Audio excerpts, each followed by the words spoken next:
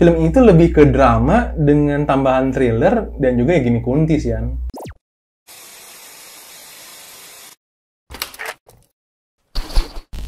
Hi and welcome to The Flick bareng gua, Rabi Jiwo. Dan di belakang kamera ada Hani. Di program Movie Talk. Movie Talk adalah sebuah program di mana gua dan Hani akan ngobrolin satu film yang udah kita tonton pastinya. Pada video ini kita obrolin film apaan? Mangku Jiwo 2. Mangku Jiwo 2. Film ini dirilis pada tahun 2023 dengan genre horor. Film ini disutradarai oleh Azhar Kinoy Lubis. Film-film luar nih Han, yang baru keluar itu 2023, yaitu Di Ambang Kematian. Iya. Dan juga di tahun yang sama, 2023 ini keluar juga film Spirit Doll, yang dimainin sama Anya Geraldine. Oke. Beberapa film lainnya seperti yang Pulang, Mangku Jiwo 1 pastinya. Dan ada juga film yang aku cukup suka, yaitu Kafir. Jadi untuk film-film beliau itu rata-rata horor Han ya. Untuk para pemainnya, itu ada yang beberapa yang kembali dari Mangku Jiwo 1 nih Han. Contohnya kayak Yasami Jasem, Jenar Masa Ayu, Sujiwo Tejo, dan juga Karina Suwandi. Tapi di film ini ditambah beberapa pemain lagi, yaitu kayak Kiki Narendra, Yayu Awe Unru, dan juga Martino Leo. Itu dia informasi tentang sang sutradara dan beberapa pemainnya. Selanjutnya kita akan masuk ke segmen The Facts. Di segmen ini, gue akan memberikan beberapa fakta mengenai film ini. Yang pertama, film ini tuh syuting di beberapa tempat nih Han, yaitu di Yogyakarta, Solo, Semarang, dan Ambarawa. Jadi ini tempat-tempat syutingnya emang udah terkenal dengan Adat-adat Jawanya ya? Iya, masih ada Jawa gitu ya. Dan juga nggak cuma terkenal dengan adat Jawanya sih, tapi terkenal dengan ada misteriusnya nggak sih? Iya sih. Ya, kinda lah gitu. Iya. Nah, terus yang kedua, sang sutradara itu tuh membuat tim yang namanya PSK. Hah, apa itu? PSK adalah Pusat Studi Kuntil. Jadi, ini aku juga bacanya rada lucu ya. Beliau ini membuat sebuah tim khusus yang membuat studi tentang kuntilanak ini. Jadi pengen benar-benar mendalami kisah tentang kuntilanak. Makanya dibikinlah tim yang namanya PSK. Wow. Namanya Niat banget ya? Iya. Iya. Segitu niatnya lah gitu. Nah, terus yang ketiga dan terakhir, film ini kan, ini aku udah pernah bilang kalau misalkan ini tuh dari Kunti Universe kan. Dan di film ini pertama kalinya muncullah kuntilanak yang berwarna merah. Bisa bilang kuntilanak merah itu yang bisa bilang kuntilanak merah itu yang punya kekuatan itu lebih dari yang biasa. Karena penuh dengan darah dan penuh dengan kebencian. Ceritanya sih lebih, kalau aku nggak salah ya, kuntilanak merah itu lebih kuat dibanding yang kuntilanak yang warna putih ataupun yang kuning gitu. Jadi film ini pertama kalinya muncul kuntilanak merah di Kuntilanak Universe. Itu dia beberapa fakta mengenai film ini. Selanjutnya, seperti biasa, sebelum kita masuk ke pembahasan POI, Hani akan membacakan sinopsisnya. Hani, silakan. Film ini menceritakan kembalinya Uma yang berusaha melawan trauma dan menyelidiki hal-hal mistis yang ada dalam hidupnya. Sementara itu, Brotoseno, Nyi Kenanga, dan Carmilla menempuh cara keji untuk membawa Mangku Jiwo ke puncak kejayaan, di mana darah akan kembali tumpah. Muncul karakter baru juga di sini, yaitu ada Rimba, yang diperankan oleh Martino Leo, yang merasa banyak kejanggalan dari Brotoseno. Rimba juga ternyata merupakan kunci bagi Mangku Jiwo untuk mendapatkan harta yang lebih banyak. Jadi intinya ini adalah film direct sequel ya, dari yang film pertama, melanjutkan cerita tentang Mangku Jiwonya. Ya. Jadi itu dia sinopsis dari film ini. Selanjutnya kita akan masuk ke pembahasan POI. Bagi yang belum nonton, skip aja bagian ini karena akan mengandung spoiler. Pembahasan pertama nih Han. Sebelumnya kita udah pernah bahas tentang film Mangku Jiwo 1 Han. Dan menurut kita itu bisa dibilang kurang lah ya dibandingin dengan film-film horor lainnya. Mangku Jiwo yang 1 ya. Kamu setuju nggak? Iya sih. Iya nggak? Iya. Ini mereka gini personal opinion ya. Nah, terus alasan kenapa gue pengen nonton film Mangku Jiwo 2 ini, walaupun setelah melihat Mangku Jiwo 1 kayak gitu, alasannya cuma dua. Yang pertama, ada Martino Leo. Yang kedua, itu ada Kiki Narendra. Jadi dua alasan itu doang. Karena buat aku, Martino Leo itu adalah seorang aktor yang bisa berperan berbagai macam persona. Jadi aku expect kalau Martino Leo itu bisa membawa persona yang berbeda lah di film ini gitu. Yang kedua, Kiki Narendra, ya mungkin yang udah nonton Movie Talk, kalau Kiki Narendra adalah salah satu aktor yang favorit gua sih. Karena rata-rata film horor yang ada Kiki Narendranya itu biasanya bagus. Biasanya. Sayangnya, tidak termasuk film ini. Aku tadinya berharap gini, Han. Kalau misalkan dua karakter ini tuh bisa memperluas cerita, bisa memperkaya cerita. Apa ya? Bener mereka tuh bener-bener memperluas cerita, memperkaya ceritanya, tetapi jadinya ceritanya jadi ke drama. Jadinya tuh film ini terkesan sebagai film drama jadinya. Film drama dengan tambahan thriller dan juga gimmick Kunti. Karena Kuntinya di sini, kata aku bener-bener gimmick nggak sih, Han? Munculnya tuh bisa dihitung jari. Dan ketika muncul, nggak ada horor-horornya gitu. Tapi menurut aku pribadi, Mangku Jiwo 2 tuh jauh lebih serem dibandingin Mangku Jiwo 1. Ya. Ada yang misalnya gini, di awal-awal tuh scene-nya lumayan jump scare tuh dapat menurut aku ya. Mungkin karena aku penakut juga sih. Karena kayak di awal-awal menurut aku scene-scene horornya tuh dapat lah gitu. Walaupun memang ada beberapa yang mungkin horor dan thriller kali ya. Iya. Walaupun ada beberapa yang emang kayak oh ya udah gitu, udah diprediksi lah gitu. Aku setuju sih, kalau misalkan film Mangku Jiwo 2 ini lebih serem dibanding yang pertama, iya aku setuju. Tetapi buat aku pribadi, aku masih belum bisa merasakan horornya gitu. Kalau yang misalkan kamu bilang tadi, ya mungkin menurut kamu itu horor, tapi buat aku itu lebih ke thriller gitu, bukan ke horor. Buat aku pribadi. Dan juga jadinya film ini tuh sama kayak film pertama nih. Film dengan genre horor, tapi nggak ada horor-horornya sih. Karena ya buat aku pribadi, yang tadi aku barusan bilang, film ini tuh lebih ke drama dengan tambahan thriller dan juga ya gimmick Kunti sih, An. Iya, dan tapi masih samanya ya kayak yang pertama tuh menurut aku ya, cerita tuh masih ngebingungin tau kalau nonton. Oh iya. Iya, jadi kayak aku tuh kalau nonton Mangku Jiwo tuh kayaknya emang bener harus sampai habis. Iya bener. Karena kalau nggak aku nggak paham ini maksudnya apa sih gitu. Kenapa jadi tiba-tiba kayak apa ya, kasusnya Martinulio tuh kayak cuman nambah-nambahin cerita doang. Maksud aku pikir akan lebih aspek ngebahas si Umanya aja gitu. Bagaimana dia mencoba menyelidiki, ternyata ya ada kasus lagi gitu Martinulio gitu. Jadi sebenarnya yang tadi aku bilang juga, kalau Martinulio di sini dan Kiki dan Narendra memperkaya cerita iya, memperluas cerita iya, cuman ya cerita mereka juga tidak ada horor-horornya juga. Iya, tapi kesannya jadi kayak cuma nambah-nambahin masalah doang gitu. Atau mereka itu cuma jadi batu pijakan doang. Iya. Karena di film ini, tadi udah spoiler ya, film ini tuh lebih berfokuskan ke gimana Mangku Jiwo ini berkembang gitu. Iya. Bukan menceritakan lagi tentang si Kunti, karena Kunti mungkin udah dianggap beres lah, kayak gitu gitu. Iya. Terus yang kedua ini ya emang berfokus ke Mangku Jiwonya gitu. Jadi ini kayak kultus nggak sih? Kinda kultus gitu. Sih. Tapi ini lebih mending nggak sih? Ceritanya tuh buat aku, karena dia ini linear, satu arah. Nggak bolak-balik kayak yang pertama gitu. Yang pertama kan udah membolak-balik, terus bridging-nya cukup lemah, jadi kita yang nonton cukup pusing. Di sini Mangku Jiwo 2 ya ceritanya cukup linear satu arah gitu. Jadi kita masih bisa nangkep lah perlahan gitu. Walaupun ya emang kata kamu sih cukup bikin pusing juga sih. Iya benar.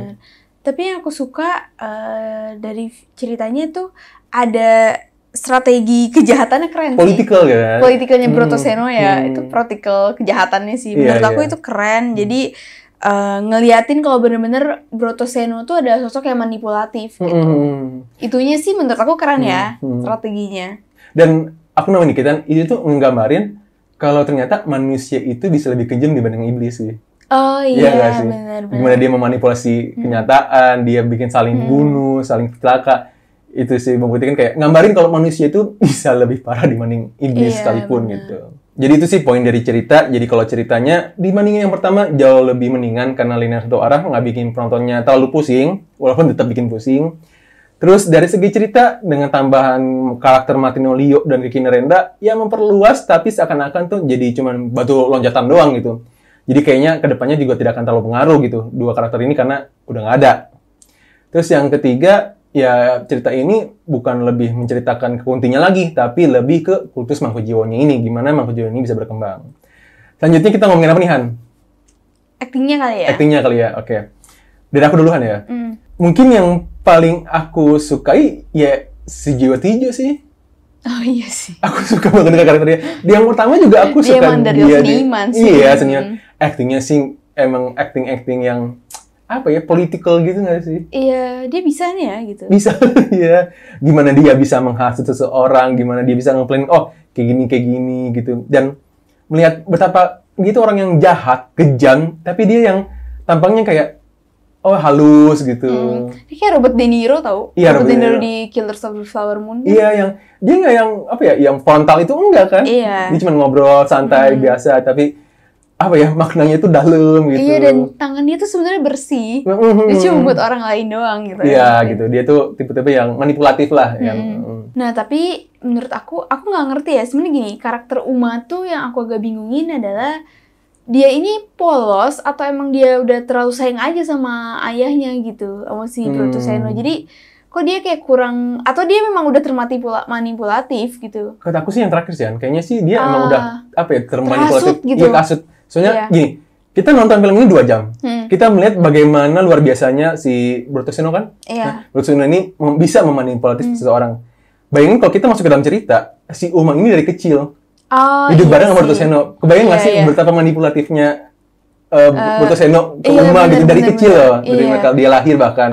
Makanya mungkin yang terakhir kali ya. Iya, sempat mikir ini ya Samin main ini emang polos atau gimana gitu. Tapi mungkin ya yang bener yang kamu bilang kali ya, mungkin memang dia udah termanipulatif, kasut. Karena kita 2 jam aja dilihatin betapa luar biasanya manipulatif si Brotoseno ini sih. Apalagi kalau tinggal dari kecil. Iya. Lebih lagi gitu. Aktingnya ya Samin bagus lah. Iya, selalu bagus sih. Ya bagus lah gitu. Dia terus kalau Martino Leo sama Kiki Narendra ya nggak usah diomongin lah. Pasti selalu bagus sih. Martino Leo ya seperti yang aku expect sih kan, dia tuh bisa memberikan persona yang berbeda lah gitu kan. Iya. Terus Kiki Narendra ya buat aku sebagai fanboy-nya dia ya bagus aja gitu. Terus kita lanjut ke segi visual Han ya. Buat aku visual di film ini itu tuh lebih baik dibanding film yang pertama loh. Iya tahu. Karena aku ngerasa dari efek darahnya itu lebih mending, nggak terlalu lebay, nggak terlalu kelihatan kalau gitu visual efek. Tetapi walaupun lebih baik, ada satu insian yang aku kurang. Apa? Itu visual tentang menggambarkan Kuntinya gitu. Aku ngerasa ya, Kunti di sini itu kemunculannya itu tidak ada yang menyeramkan gitu. Cuma ada yang namanya epic entrance, gimana cara masuknya itu gimana cara masuknya itu bisa memorable gitu. Tapi di sini Kuntinya itu buat aku tiba-tiba muncul aja tanpa ada kayak suasana yang membuat horor gitu.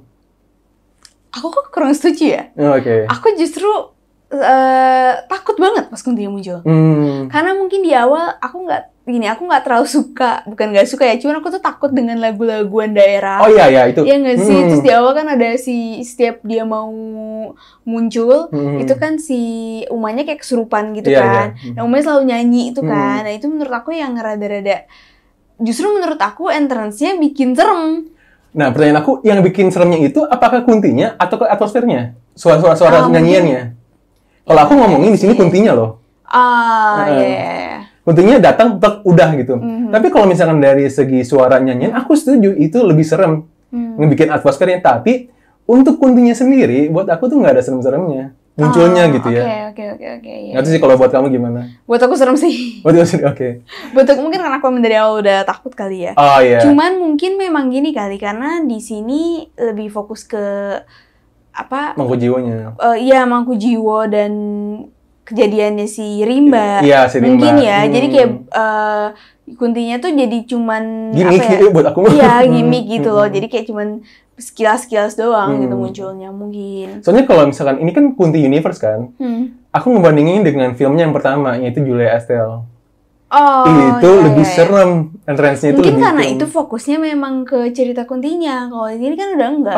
Enggak. Sebenarnya sih kalau misalkan yang pertama juga itu kan ya ngebahas Kuntinya itu belum seberapa loh. Lebih jelas di sini bahkan Mangkujiwo gitu. Tapi ya itu sih buat aku entrance-nya kalau dibandingin sama film-film pendahulunya lebih sereman yang pendahulunya sih. Iya. Preferensi sih itu. Preferensi. Ya preferensi lah gitu. Walaupun memang menurut aku overall film ini tuh lebih baik dari yang pertama, tapi ya mungkin emang ada beberapa hal yang masih kurang greget gitu dari ceritanya ya.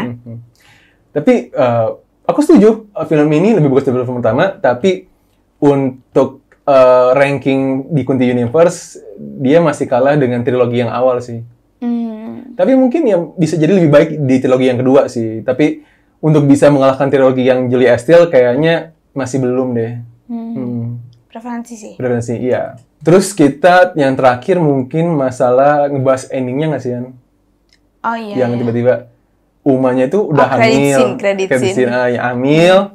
Terus dia juga diperlakukan sama kayak ibunya kan, si Kanti kan. Kayak dia kan mau dijadikan Kunti kedua deh. Nah, apakah ceritanya ini bakal melanjutkan apa ya? Mangkujiwa 3. Mangkujiwa 3 itu menceritakan si Umanya yang jadi Kantinya? Atau gimana nih? Atau bahkan gak ada sama sekali gitu. Oh iya.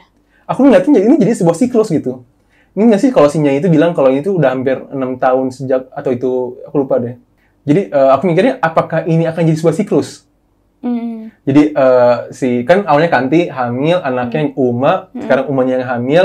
Apakah Umanya akan jadi Kunti selanjutnya atau akan ada yang berbeda gitu? Oh, nanti apakah di Mangkujiwa 3 anaknya si Uma gitu Iya, ya? yang jadi Kuntinya, atau justru atau mungkin ada karakter-karakter lain lagi kan ya? Iya. Atau bisa aja time skip gitu, bisa aja gitu. Jadi itu dia pembahasan Movie Talk kali ini. Kalau dari gue pribadi mungkin masih seperti yang pertama, buat gue ini film genre horor tapi horornya itu jadi gimmick, Kuntinya itu jadi gimmick. Tapi dari segi cerita, dari segi visual itu lebih baik lah dibanding film pertamanya. Kalau Hani? Ya, menurut aku ini lebih baik dari yang pertama, walaupun seremnya udah dapet, cuman masih ada beberapa, mungkin dari aspek ceritanya kalau aku pribadi ya, kurang jelas aja gitu. Oh iya, oke. Iya sih. So, we hope you guys enjoy this video. Thanks for watching and see you when I see you.